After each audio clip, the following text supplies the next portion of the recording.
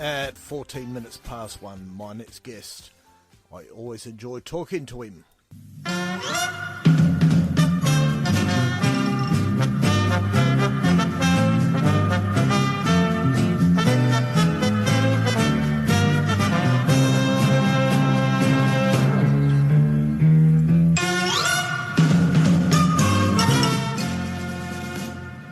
Dr. Vincent, good afternoon. Good afternoon, Richard. How are you? Oh, I'm very good, thanks. Josh just whispered in my ear then that he thought that was the On the Buses theme, but it was, for listeners out there, it's the old Doctor in the House theme. So, yeah, well done, Josh. Yeah, well, hello to Josh too, because it's been a while since he called me, and today when he said, hello, Dr. Vincent, I was like, oh, Josh, good to hear from you. No, he's a good man, Josh. Yeah, we like Josh. Vincent, how are you this afternoon? What have you done this morning?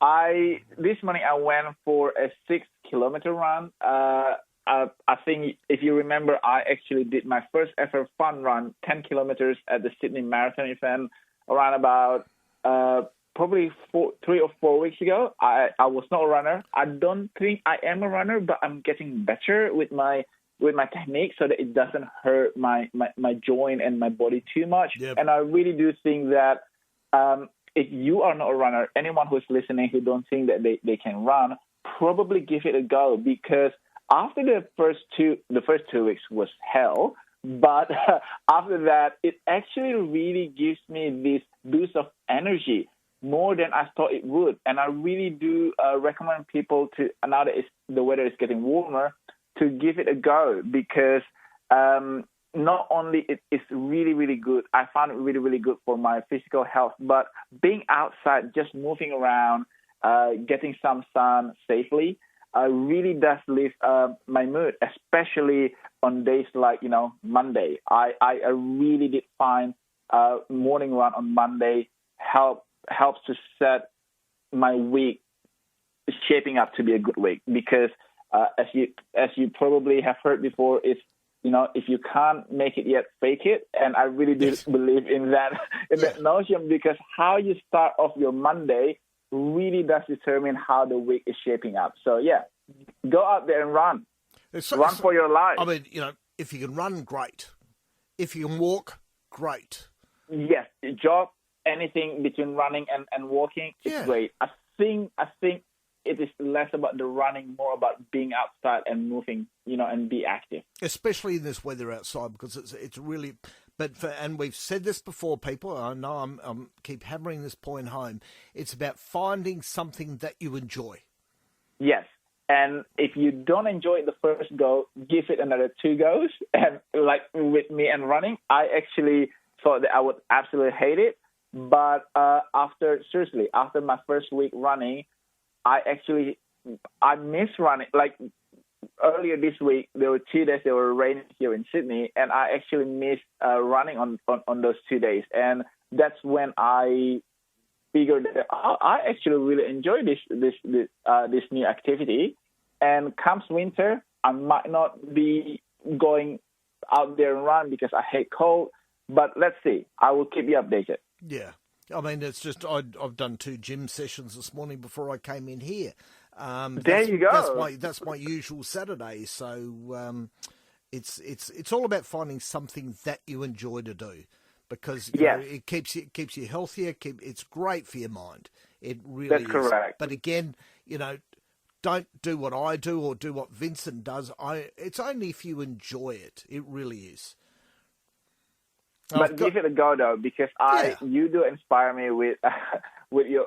I think a while ago you told me that you just hit your personal best at the gym, and I actually I wanted to do it too, because doing squat and deadlift and everything, while people don't think that it's actually doing good things to your body, it actually helps you with flexibility. And I think last week we talked about flexibility, and as we age, it is very important to maintain and, dare I say, increase our flexibility, because it ensures our mobility when we are like 50 or 60s, and all of us want to still be walking and flexible and moving and mobile as we enter, older age. Spot on. I've got a Facebook friend, and lots of the 5AA listeners would know Frank Sebastian.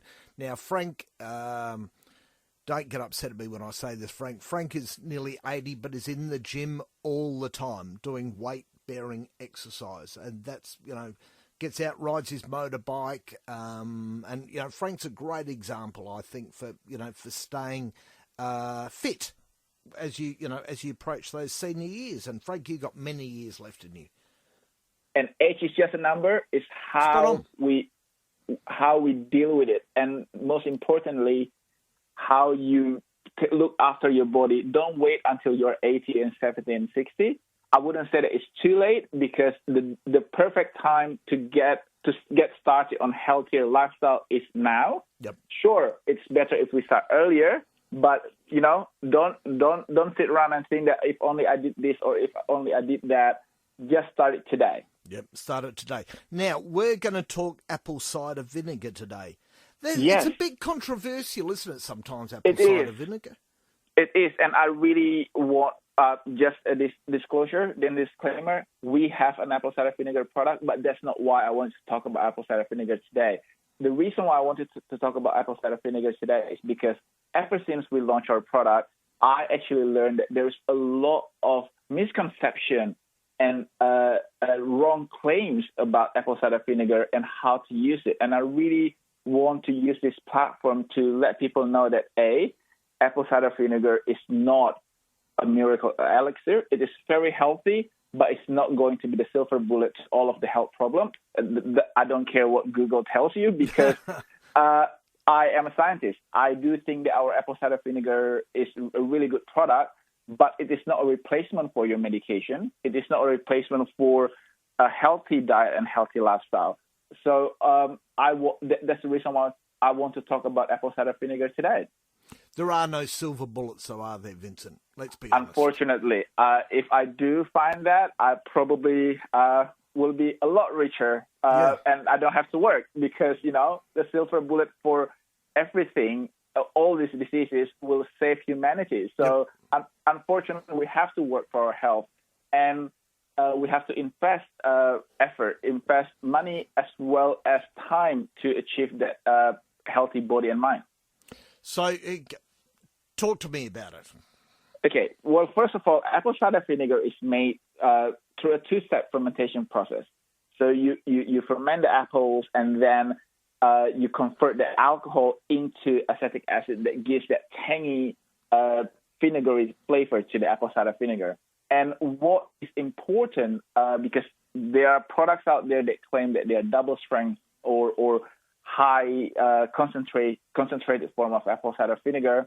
While technically they are true, this is something that is not very good for your body, because what we want to do is to supply our body with a pH 5 apple cider vinegar, which means that it is at the acidity level where your body can actually benefit from it before it becomes harmful. So a lot of people, they take it as a shot in the morning, or they just mix it with water, or they incorporate into their salad dressings or cooking. You can do and use it any way you want. What I would like to let people know is that make sure if you take a shot of apple cider vinegar in the morning, make sure that you rinse your mouth, because being pH 5, it is actually too acidic for our mouth environment, including our teeth, and it may actually damage our enamel. It doesn't mean that you should avoid taking apple cider vinegar. It means that either use a straw when you drink smoothies with apple cider vinegar, or rinse your mouth, gargle after you take apple cider vinegar. So it's not that don't take apple cider vinegar, it's how you take it or what you do after you take apple cider vinegar. Okay. What's a couple of notes I'm looking at here. It's good for weight management. It's not really a magic solution, though, is it? It is not. That's why I use the word management instead of weight loss. A lot of products out there, they say that it's good for you to lose weight. But what it does, actually, it helps, especially if it's an activated apple cider vinegar, it helps our body to regulate the glucose load. And glucose load is very important because, A, it stabilizes your sugar level, and B, it helps your body to overcome insulin sensitivity.